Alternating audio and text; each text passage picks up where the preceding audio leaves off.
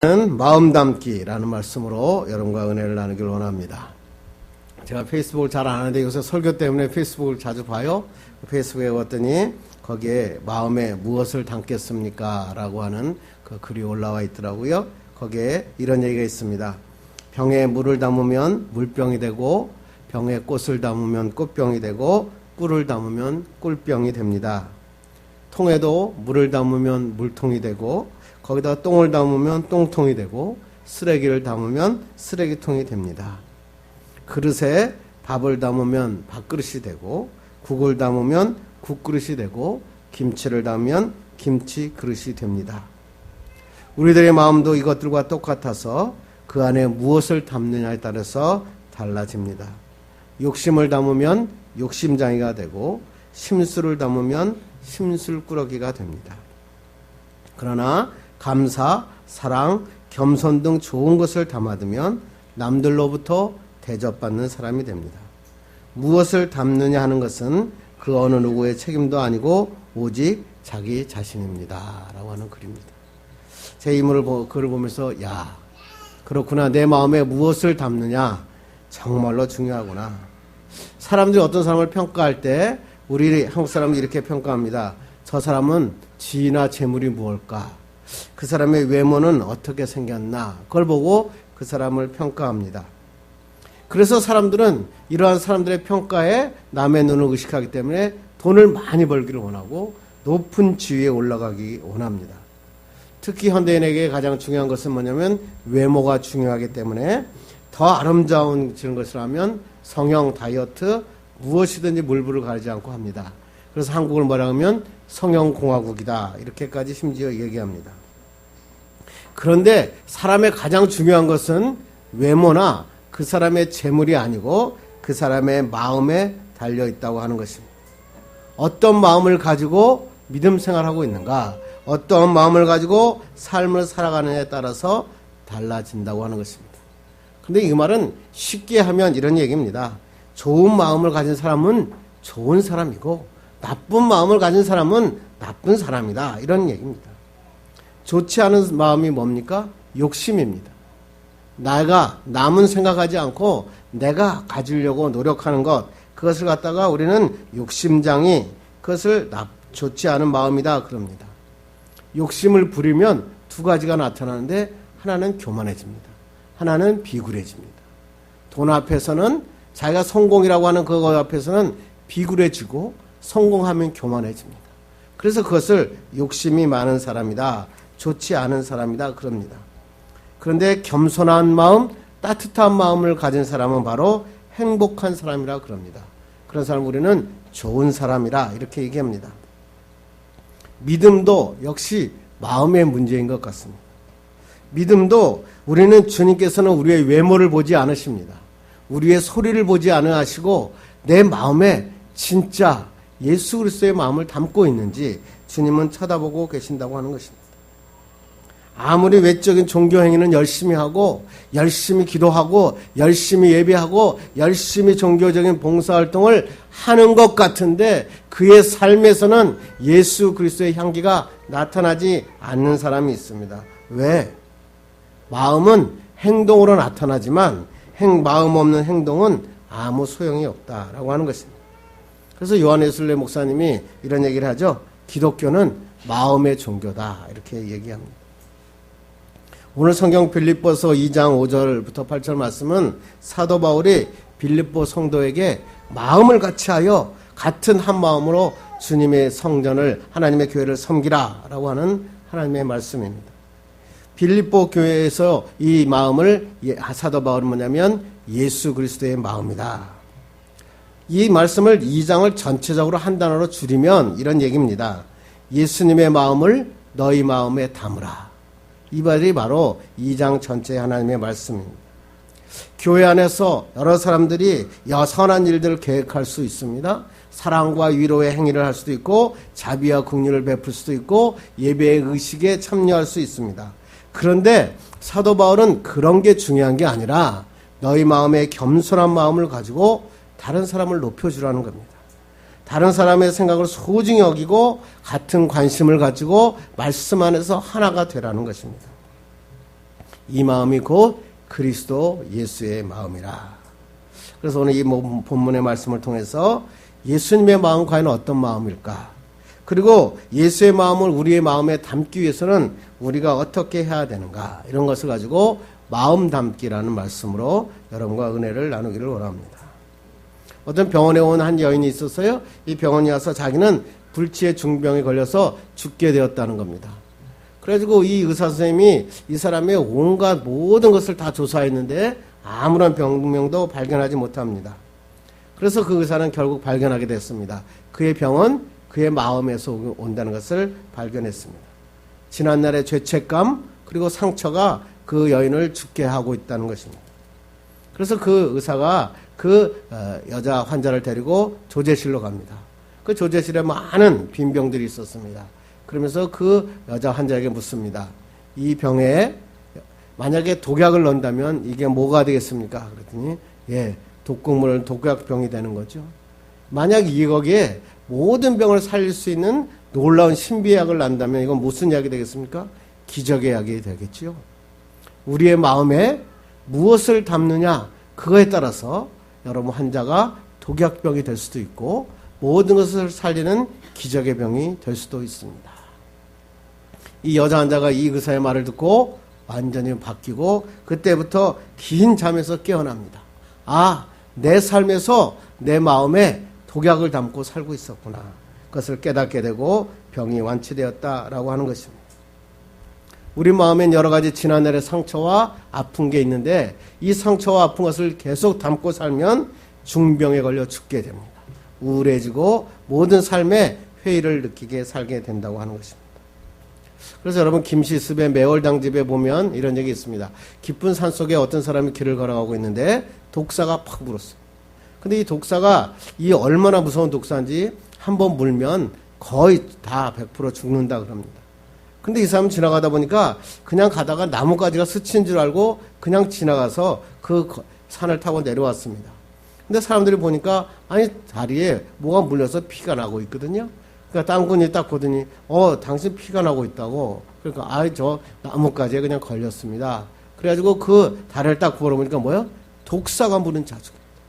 그러니까 이 사람에게 이렇게 얘기합니다. 땅꾼이 얘기를 이 독사에 물린 사람은 거의 다 죽는데 어떻게 살아있습니까? 그 말을 하니까 그 사람이 그 말을 듣고 그 자리에서 죽고 맙니다.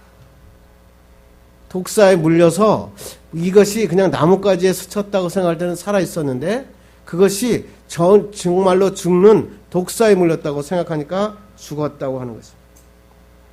우리의 마음의 먹기에 따라서 죽을 수도 있고 살 수도 있다고 하는 것입니다. 또 재미난 얘기 있죠. 장미꽃 알레르기를 갖고 있는 한 소년이 있었어요. 이 소년이 학교 갔다가 딱 집에 와보니까 집에 장미꽃이 하나 테이블에 올려 있는 것입니다.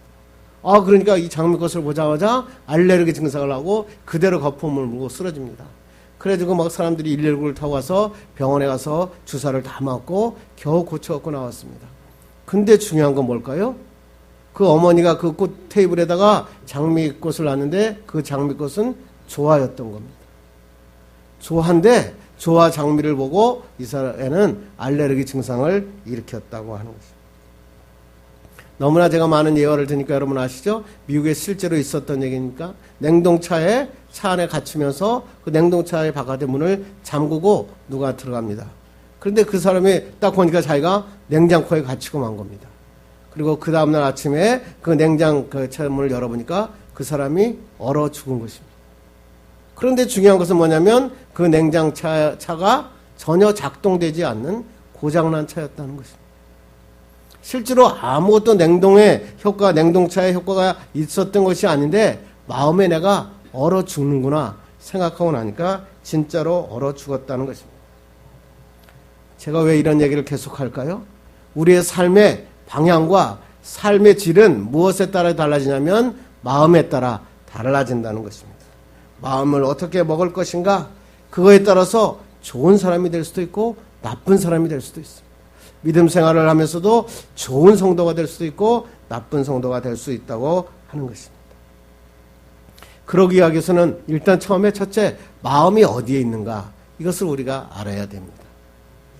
여러분 옛날에 파리의 여인이하고 아주 유명한 드라마가 있었죠? 거기에 이동건이라고 하는 사람이 했던 유명한 말이 하나 있습니다. 무슨 말일까요? 너 안에 나 있다. 너 안에 너 있다. 이런 얘기 있죠?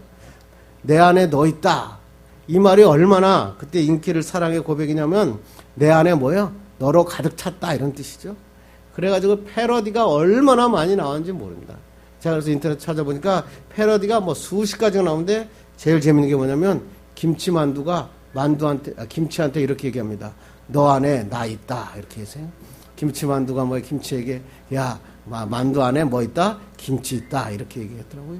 신봉선이라고 하는 개구먼 있죠? 개구먼은 뭐라고 그랬는지 아세요? 내 안에 한지민이 있다. 그렇게 했다고 해요. 그래서 개구먼들이 나올 때마다 뭐냐면 너 안에 나 있다. 그래가지고 달무권 연예인들을 흉내내었다. 그럽니다. 뿐만 아니라 사람은 슬픔을 당하면 이렇게 얘기합니다. 마음이 아프다. 이렇게 얘기하고 그 마음이 아프다고 표현할 때 저처럼 가슴에다가 손을 대고 마음이 아프다. 이렇게 얘기를 합니다. 그래서 우리가 주일학교 율동 보면 주일학교 아침에 하는 율동 보면 어떤 율동이냐면 마음 하나님만 가득하고 이런 찬양이 있어요. 마음 하나님만 가득하고 그럴 때 마음이라고 하는 표시할 때 항상 가슴에다가 두 손을 얹습니다. 유치부 어린이가 하나님 앞에 예배를 드리고 왔는데 그 예배 전도사님의 설교가 뭐냐면 하나님께 마음을 드리자라는 설교였다 그래요. 이 꼬마가 너무나 은혜를 받아서 하나님의 마음을 다 드렸어요. 그리고 와서 그 오자마자 뭐냐면 막 올라가지고 어디 가요? 그 몸무게 위에 체중계 위에 딱 올라갔습니다. 야, 근데 너 왜 갑자기 체중계 가서 몸무게를 다냐? 그랬더니 하는 말이 내가 오늘 하나님 앞에 마음을 다 드렸는데 엄마 체중계가 하나도 안 바뀌었어요. 그렇게 얘기하더라는 것입니다. 마음은 있는데 마음은 어디에 있는지 가슴을 열어보니까 가슴에는 마음이 없고 심장밖에 없더라. 심장이 뛰면 이게 마음인가? 근데 어떤 그래서 유명한 철학자는 이렇게 합니다. 마음은 가슴에 있는 게 아니라 뇌에 있다. 그렇게 말하기도 합니다. 분명히 마음은 있는 것 같은데 마음이 어디 있는지 우리는 잘 모릅니다. 그래서 제가 국어사전을 찾아봤습니다. 마음이 뭘까? 국어사전에는 이렇게 표현하고 있더라고요. 지, 생각하는 것, 정, 감정, 의, 의지, 지정의의 정신활동이 이루어지는 것이 마음이다. 이렇게 정의하고 있더라고요. 그럼 신학적으로는 마음이란 뭘까? 성경에선 마음을 뭐라고 얘기할까? 여러분은 어떻게 배우셨습니까? 마음은 여러 가지 단어가 써 있는데 헬라어에 제일 많이 쓰는 단어가 카르디아라고 하는 단어입니다. 이 카르디나의 원어는 뭐냐면 공장이란 뜻입니다. 무엇을 만들어내는 공장이라고 하는 그 원어의 뜻에서 파생된 단어입니다. 다른 말로 이야기하면 우리의 마음은 뭐냐면 우리의 생각과 행동과 삶을 만들어내는 공장이라 이런 뜻입니다. 마음에서 생각이 만들어지고 마음에서 말과 행동이 만들어지는 것입니다. 그래서 우리는 예수 그리스도를 믿는다 그럴 때 믿는다는 게 뭐냐? 성경에서 이 믿는다는 표현을 이렇게 하고 있습니다. 우리 한번 읽겠습니다. 시작. 사람이 마음으로 믿어 의에 이르고 입으로 시인하여 구원에 이르니라. 처음에 마음으로 믿어 올바른 의, 죄의 문제부터 해결되고 그 다음에 입으로 시인하여 구원에 이른다. 이 말을 간단하게 얘기하면 우리의 마음에는 공장장이 두 명이 있을 수 있다는 거예요. 하나는 마귀의 공장장인 사람이 있고 하나는 성령님께서 공장장인 사람이 있습니다. 마귀가 공장장인 이 사람은 뭐냐면 이 마음에서 악한 사람들이 나오게 됩니다. 거짓말하고 속이고 교만하고 남의 것을 탐하고 음란하고 타락한 사람이 이 마귀가 공장장이 된 사람은 이 마음에서 계속 만들어내는 것입니다. 이런 사람은 오래 살수록 남에게 해가 됩니다. 이 사람과 오래 사귀면 그 삶의 지역과 사회와 가정이 파탄이 납니다. 이런 사람은 바로 마귀가 공장장인 사람입니다. 그런데 반면에 성령님이 공장장인 사람이 있습니다. 이 사람은 선한 사람, 하나님이 기뻐하는 사람이 나옵니다. 겸손하고 진실하고 정직하고 하나님을 사랑하고 이웃을 사랑하는 사람이 나옵니다. 왜냐하면 내가 돌리는 것이 아니라 성령께서 내 마음을 돌려주시기 때문에 그렇다고 하는 것입니다. 여러분, 여러분의 마음의 공장장은 누구이십니까?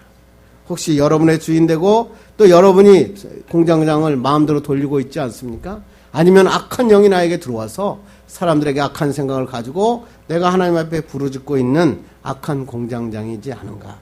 여러분 생각하는 귀한 시간 되기를 간절히 바랍니다. 그렇게 하면, 어떻게 하면 예수 그리스도의 마음을 우리의 마음에 담을 수 있습니까? 두 가지만 얘기하려고 합니다. 첫째는 뭐냐면 마음에 담기 위해서는 먼저 비워야 됩니다. 이규영 씨가 쓴 글에 이런 말이 있습니다. 마음에 담아둔 것들은 언젠가 밖으로 나옵니다. 아무리 마음을 담고 조심스럽게 간직해도 마음 한번 흔들리면 밖으로 나옵니다. 그러니 언제나 좋은 것들만 마음에 담으세요. 쏟아져 나와도 괜찮은 것들만 마음에 담으세요. 나쁜 것들은 마음에 담지 마세요. 아무리 예수님을 믿고 내가 그리스도 앞에서 신앙생활에서 마음이 많이 가라앉아 있는데도 갑자기 절대적인 순간에, 어떤 결정적인 순간에 마음이 한번 흐트러지면 그 예수 믿는 자의 입에서 독설이 나옵니다. 그 예수 믿는 자에서 도저히 하지 못할 단어들이 입 밖으로 표출되는 것입니다. 왜 그러냐면 내 마음을 완전히 비우지 못했기 때문에. 내 마음이 흔들리는 순간에 악한 것들이 튀어나옵니다. 그러므로 우리가 해야 될 건 뭐냐면, 예수 믿으면서 신앙생활에 제일 중요한 것은 뭐냐면 이 악한 마음들을 다 버리는 겁니다. 내가 음식점 가서 화가 나도, 내가 어디에 가서 화가 나도, 아무리 사람들에게 화를 나도 화를 내지 않을 수 있는 그런 마음들이 내 마음의 자리를 잡아야 되는 것입니다. 그러므로 우리가 처음에 예수 그리스도의 마음을 내 마음에 담기 위해서는 여러분이 가지고 있는 더러운 것들, 못된 것들을 버려야 됩니다. 악한 습관들 버리셔야 됩니다. 악한 생각들 버리셔야 됩니다. 만약 그냥 가지고 간다면, 상처 입은 마음으로 그냥 살고 있다면 남에게 상처를 주기 때문에 그렇습니다. 그런데 참 중요한 것은 이 마음에 가장 많은 상처는 누가 주는 줄 아십니까? 부모님이 줍니다. 어렸을 때 부모님으로 받은 상처는요, 도저히 해결이 안 된다는 거예요. 나이가 들면 들수록 그 부모님으로서 받은 상처 때문에 도저히 헤어나지 못한다.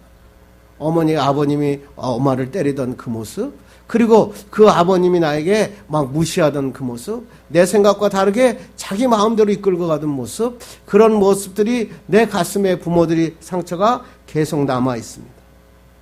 이런 상처를 가지고 있는 애들은 크면서 항상 이런 얘기를 합니다. 나는 우리 부모와 같이 살지 않을 거야. 나는 분명히 우리 부모와 같이 살지 않을 거야. 어떤 사람은 심지어 나는 결혼하지 않을 거야. 이런 사람도 있습니다. 그런데 이 사람이 결혼하고 나서 절대 부모와 같이 살지 않겠다고 이야기하는데 문득 자기의 모습에서 자기의 아버지의 모습이 보여지는 겁니다. 자기 어머님의 모습이 불현듯 결혼해 살면서 나타나는 것입니다. 왜 그럴까요? 분명히 버린다고 버렸는데 버려지지 않은 겁니다. 그것을 생각하고 버리겠다고 꽁꽁 묶어가지고 가슴 깊은 곳에다가 숨겨놨다가 그런 상황이 나면 숨겨놓은 것이 가슴에 튀어나와 행동으로 나오기 때문에 그렇습니다. 그렇습니다. 우리가 정말로 뭔가를 담으려면 먼저 우리의 마음을 깨끗하게 비워야 됩니다. 잘못된 상처 다 버리고 악한 습관 버리고 잘못된 모든 것들을 버릴 때야 귀로서 우리는 담을 수 있습니다. 다른 사람하고 손을 잡으려면, 제가 유 집사님과 손을 잡으려면 제 손을 비워야 유 집사님의 손을 잡을 수 있습니다. 제 손에 무엇을 쥐고 있는 한 다른 사람의 손을 잡을 수가 없습니다. 마찬가지입니다. 다른 사람을 이해하고 다른 사람을 나의 사람으로 받아들이기 위해서는 내 마음의 부분이 비어 있어야 됩니다. 내 욕심으로 가득 차 있으면 다른 사람을 받아들일 수 없다고 하는 것입니다. 마찬가지로 신앙생활에도 중요한 건 뭐냐면 예수 그리스도의 마음을 담으려면 여러분이 가지고 있던 상처, 여러분이 가지고 있던 생각들을, 악한 생각들을 다 걷어내야 되는 것입니다. 버려야 하나님의 사람을 담을 수가 있습니다. 비운다는 것은 뭐냐면 두 번째는 버리는 것입니다. 한때 소중했다고 생각하는 것을 포기하는 것입니다. 미국에서 조사했는데 미국 사람은 한 사람이 1년 동안에 900만 단어를 이야기한다고 합니다. 그런데 900만 단어 중에서 500만 단어가 나라고 하는 단어입니다. 나, 마이, 마인, 내 것, 내가 그 단어가 500만이라는 단어를 갖고 있다고 하는 것입니다. 왜? 나를 버리는 게 쉬운 게 아닙니다. 평생 나 찾다가 죽는 사람이 너무나 많다고 하는 것입니다. 그런데 하나님께서 말씀하신 것은 뭐냐면 나를 버려야 살 수 있다. 나를 버리고 주님 앞으로 돌아와야 된다는 것입니다. 두 번째 버려야 될 것은 뭐냐면 움켜잡으려고 했던 것을 내려놓아야 됩니다. 내가 주인 삼았던 것을 내려놓아야 됩니다. 내가 돈을 벌기 위해서 그렇게 썼다면 내려놓으셔야 됩니다. 내 아들을 위해서 죽을 똥을 썼다면 내려놓으셔야 됩니다. 내가 남편을 위해서 죽을 힘을 다했다면 내려놓으셔야 됩니다. 내려놓으면 주님이 쓰십니다. 주님이 사용하신다고 하는 것입니다. 그래서 내려놓음이라고 하는 책 있죠? 이용기 목사님 거의 다 많은 사람이 읽었을 테니까 거기에 그 꼬마 아들이 있잖아요. 그 아들이 그 토일랜드에 가서 장난감을 샀는데 장난감을 사서 이용기 목사님이 그래 내가 이 장난감 사줄게. 그리고 데려와서 계산대에 왔는데 야 내가 계산할게. 그랬더니 아들이 장난감을 놓지를 않는 겁니다. 계산대에 가서 계산을 해야 그 다음에 아들한테 줘야 되는데 아들이 절대로 이 장난감을 놓을 수가 없다는 겁니다. 그러니까 어떻게 해요? 그 아들을 갖다가 안아가지고 아들을 계산대 위에 올려놓고 계산을 했습니다. 그러면서 이용기 목사님이 그 글에 이렇게 썼더라고요. 야, 하나님이 나에게 은혜를 주시고 하나님 나에게 축복을 주시려고 그러는데 나에게 물질의 축복을 주려고 그러는데 물질을 붙잡고 있는 거예요. 안 내려놓는 거예요. 하나님이 내려놓기만 하면 내가 축복을 너에게 주겠다는데 안 내려놓는 거예요. 그러니까 이용기 목사님이 야, 마찬가지구나. 더 좋은 것을 주님은 나에게 주시려고 지금 계획하시고 계산대만 통과하면 되는데 그 계산대를 통과하지 못하는 자기의 모습이 너무나 부끄러웠었다라고 하는 것입니다. 여러분들이 가지고 있던 거 버려야 될 거 버리시고요. 여러분이 주려고 했던 건 내려놓으세요. 그러면 하나님이 여러분에게 축복해 주실 것입니다. 두 번째 하고 싶은 얘기는 뭐냐면 이 진짜 비움이라고 하는 것은 다른 것으로 채울 때 가능해집니다.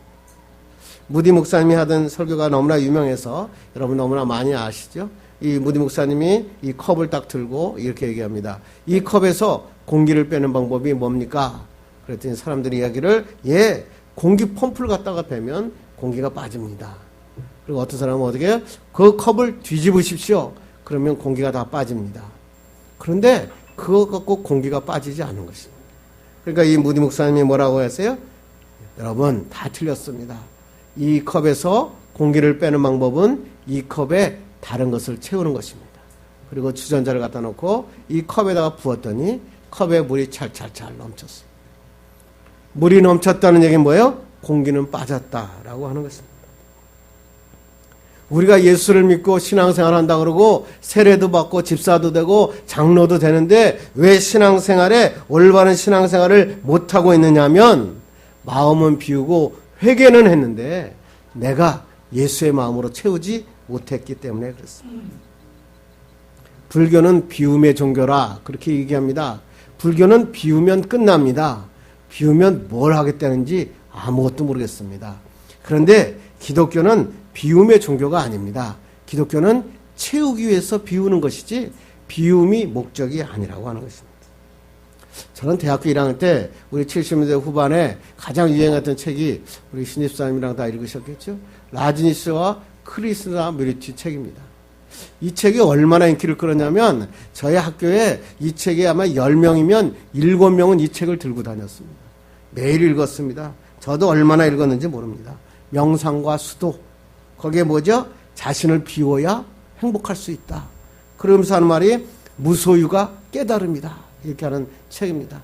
그래서 라진 씨가 모이는 곳에는 사람들이 수만 명이 모여가지고 무언수행을 하면 라진 씨 마을이 저 끝에까지 들렸다. 그런 놀라운 일도 일어났습니다. 그래서 사람들이 얼마나 라진 씨 미리트와 크리스나를 좋아했는지 그 사람들이 모이는 촌이 있었습니다. 이 촌에서는 에너지를 나눈다 그래가지고 서로 성적인 파티를 열어가지고 성적인 자리를 통해서 새로운 자기의 비움의 자리를 만들고 그랬습니다. 근데 그때 운전사였던 휴 밀턴이라고 하는 사람이 거기에 있다가 나옵니다. 그래서 나와서 책을 썼어요. 그 책을 보니까 라진 씨는 뭐냐면 그런 상황에서 환각제를 먹었다는 거예요. 자기가 다 비운다고 그래놓고는 환각제를 먹어야 자기의 삶을 영위할 수 있었고, 글쎄 93대에 롤스로이스를 소유했습니다. 남에게 무소유라 그러면서 그 소유한 돈을 다 바쳐라 그래가지고 그 돈을 다 바쳤더니 그 돈 갖고 자기가 93대에 롤스로이스를 구입하고 호화스럽게 살아갑니다. 결국 미국에서 유죄 판결을 받고 추방당합니다. 1990년 인도에서 사망합니다. 그런데 아직도 라지니 씨 그리고 자기 마음을 비운다고 요가하면서 명상을 하는 사람들이 아직도 있다고 하는 것입니다. 비우는 것은 비워지지 않습니다. 비우는 것은 새로운 것으로 채울 때만이 비워진다고 하는 것입니다. 무엇을 채울 것인가, 무엇을 담을 것인가 중요한 얘기라고 하는 것입니다. 여러분이 많이 읽었던 파스칼의 팡세에 보면 사람들의 마음에는 어떤 공간이 빈 공간들이 있는데 이 빈 공간은 어떨 땐 즐거움이라는 것이 채워지면 채워진다고 합니다. 어떨 땐 지식이라고 하는 것이 들어오면 채워지기도 합니다. 또 가족이나 사랑하는 사람이 오면 그 공간이 채워지기도 한답니다. 그런데 중요한 것은 뭐냐면 채울 수 없는 공간이 있다는 거죠. 그 채울 수 없는 공간은 하나님만 가능하다. 이런 얘기를 하는 것입니다. 그런데 사람들은 자기네들이 도저히 하나님 외에는 채울 수 없는 것을 채우려고 애를 써봅니다. 환각제를 먹어보기도 하고 마약을 먹어보기도 하고 돈을 벌어보기도 하고 세상에 못된 짓을 해보기도 합니다. 그런데 그 마음은 공허합니다. 좋은 아파트를 사고 리모델링을 하고 거기에서 뭐 전부 다 LED로 바꾸고 아무리 해도 아침에 차를 타고 나가면 공허해지는 것입니다. 왜? 그 공간은 하나님의 공간이기 때문에 그렇습니다. 뉴욕에서 있었던 유명한 얘기가 있었죠. 뉴욕에 버스 운전사가 있었는데 이 버스 운전사가 아침에 일어나면 계속 똑같은 지역을 바둑판 같은 지역을 똑같이 돌다가 보니까 너무나 지루하고 공허해서 도저히 살 수 없었다 그럽니다. 그래서 이 허탈감을 못 이겨서 이 버스 운전사가 버스를 뉴욕에서 몰고 플로리다로 건너가 버립니다. 버스가 실종 사건이 보도됩니다. 그런데 보니까 이 플로리다에 가서 이 운전수가 잡혔어. 그래서 운전수가 법정에서 왜 당신은 그렇게 플로리다로 차를 몰고 갔습니까? 이렇게 물어보니까 하는 말이 도대체 공허하고 답답해서 살 수가 없었습니다. 그래서 그 배심원들과 법관들이 판단을 하는데 그 사람들에게 유죄라고 하는 죄를 인정하지 못했다. 무슨 죄목을 걸어야 될지 판결을 내리지 못했다. 그럽니다. 인생에서 공허하고요. 공허하다 소외감을 느낀다고요. 그 공간은 주님의 공간이기 때문에 그렇습니다. 주님으로 채우는 여러분 되기를 간절히 바랍니다. 우리의 마음을 채우는 데는 두 가지밖에 없다고요. 하나는 뭐요? 악령으로 채우든지 하나는 성령으로 채우든지. 그것은 여러분이 결정해야 되는 것입니다. 그래서 오늘 사도 바울은 이렇게 얘기합니다. 말씀 읽겠습니다. 시작. 너희 안에 이 마음을 품으라. 고 그리스도 예수의 마음이니. 우리의 마음에 누굴 품으라고요? 예수 그리스도의 마음을 품어야 산다. 우리는 예수의 마음을 담아야 한다. 예수 그리스도의 마음을 내 마음에 담지 못하면 악한 마음이 들어옵니다. 악한 마음이 들어오면 예수 그리스도이라 그러면서 남을 비방하게 됩니다. 남을 욕하게 됩니다. 세상에 나와서 악한 자로 삽니다. 주일날만 선한 척 살아가니까 가슴에 반창고를 붙이고 사는 겁니다. 그런 사람에게는 불행한 삶이 된다고 하는 것입니다. 예수의 마음은 믿음의 마음이고 소망의 마음이고 사랑의 마음입니다. 이런 마음들을 채워가는 여러분 되기를 간절히 바랍니다. 그렇다면 예수 그리스도의 마음은 어떤 마음일까? 오늘 본문에 6절과 7절, 8절 읽겠습니다. 시작. 그는 근본 하나님의 본체시나 하나님과 동등됨을 취할 것으로 여기지 아니하시고 오히려 자기를 비워 종의 형체를 가지사 사람들과 같이 되셨고 사람의 모양으로 나타나사 자기를 낮추시고 죽기까지 복종하셨으니 그 십자가에 죽으심이라. 여러 가지 얘기를 하고 싶지만 예수의 마음은 간단하다는 겁니다. 세 가지 마음이 오늘 성경에 기록되어 있죠. 첫째 뭐예요? 겸손한 마음. 예수 믿는 사람은 겸손해야 된다. 그게 청세기 1장부터 나오는 하나님의 말씀의 기본이 뭐냐면 교만한 자는 죽는다. 하나님의 말씀입니다. 그러니까 우리는 하나님의 말씀 뭐예요? 겸손한 자가 되어라. 두 번째는 뭐예요? 자기를 비워 낮아지는 마음.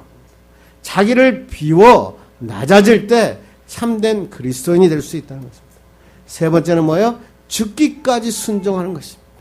하다가 말다가 아이고 하나님 내가 할 일은 다 해봤습니다. 얘가 내가 할 수 있는 일은 끝입니다. 그렇게 얘기하는 게 아니고 죽기까지 순종하고 복종하는 것, 그것을 바로 예수 그리스도의 마음이라고 하는 것입니다.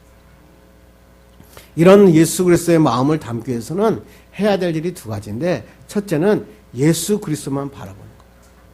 성경에 보면 바라본다라고 하는 원어에 보면 예수님께 눈을 고정한다 이런 뜻입니다. 고정되었다는 것은 뭐냐면 변하지 않는다는 거예요. 예수님을 바라보기로 한번 하나님과 영접하고 하나님의 사람이 되기로 결정한 사람은 하나님 예수 그리스도만 바라보아야지 다른 거 바라보면 안 된다. 그런데 다른 거 바라보면서 교회에 나와 주일날만 부르짖는 사람이 있다.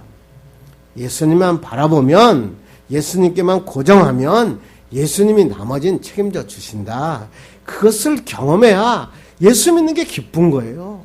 다른 사람에게 예수 믿으라고 얘기할 수 있는데 그렇게 안 살아보니까 전도할 수 없는 거예요. 내 가족, 내 남편, 내 아내, 내 아들, 내가 다 우리 친척 모든 사람에게 정말 예수 한번 믿어봐라. 이렇게 이야기해야 되는데 못하는 거예요. 왜? 여건을 보니까, 환경을 보니까 아니에요. 주님을 여러분이 바라보면 하나님의 역사가 일어나는 것입니다. 돈을 바라보는 눈을 예수님께로 돌리셔야 돼요. 여자를 바라보던 눈을 주님께로 돌리셔요. 아들, 딸을 바라보던 눈을 주님께로 돌리셔야 주님이 돈도 주시고 부인도 주시고 아들, 딸도 허락하여 주신다고 하나님께서 말씀하고 있는 것입니다. 두 번째는 예수 그리스도를 바라보면 다음에 예수 그리스도를 나의 주인으로 모셔야 됩니다. 내 주인으로 예수 그리스도를 믿지 않으면 사람은 살다가 흔들립니다. 제가 사형리 갖고 그 낙도에 가서 선교 전도를 하면요, 그 아무것도 아는 그림 두 가지 그림 때문에 사람들이 변화되는 걸 봐요. 뭐냐면 동그란 원이 두 개 있죠? 많이 보셨습니다. 하나는 뭐냐면 동그란 원 안에 내가 앉아 있고 예수님이 옆에 있습니다. 또 하나의 오른쪽 그림 뭐냐면 동그란 마음 원 안에 예수님이 보좌에 앉으시고 내가 그 옆에 있는 그림. 그러면서 낙도에 있는 할아버지 보고 할아버지는 여태껏 할아버지가 중심이셨잖아요. 그러니까 여러분이 힘드셨잖아요. 아들 때문에, 딸 때문에, 돈 때문에 힘드셨잖아요. 그러니까 이렇게 원이 찌그러지고 형편없는 겁니다. 그런데 그 안에 예수님을 중심으로 모시세요. 예수님을 주인으로 모시기만 하면 여러분은 할아버지에게 기쁨과 행복의 역사가 일어납니다. 이 말 한마디에 농사에서 괭이를 매던 할아버지가 눈물을 꿇고 기도합니다. 눈물을 흘리고 예수 그리스도를 영접합니다. 그런데 예수 그리스도를 믿는다고 집사가 되고 권사가 되고 장로가 되고 목사까지 됐는데도 예수 그리스도를 중심에 못 모시니까 마음에 불안과 근심과 걱정밖에 없습니다. 예수 믿는데도 우울하다 그럽니다. 예수 믿는데도 우울증 걸렸다 그런 사람이 있습니다. 왜? 내 마음에 주님을 못 모시니까. 내 마음에 내가 중심이고 예수님을 옆에다 놓고 필요할 때만 부르니까 마음에 어려움이 오는 겁니다. 여러분, 예수 그리스도를 나의 삶의 주인으로 모시는 여러분 되기를 간절히 바랍니다. 그렇게만 하면 여러분의 삶이 주님의 삶이 되거든요. 주님의 삶은 실패할 수가 없잖아요. 여러분의 IQ 갖고 되는 것도 아니고 여러분의 능력 갖고 되는 것도 아니지만 만물을 지으시고 역사하시는 하나님의 능력으로는 세상을 이기고 하나님의 나라를 건설할 수 있는 것입니다. 이제 말씀을 맺으려고 합니다. 여러분 오늘 결정하시기 바랍니다.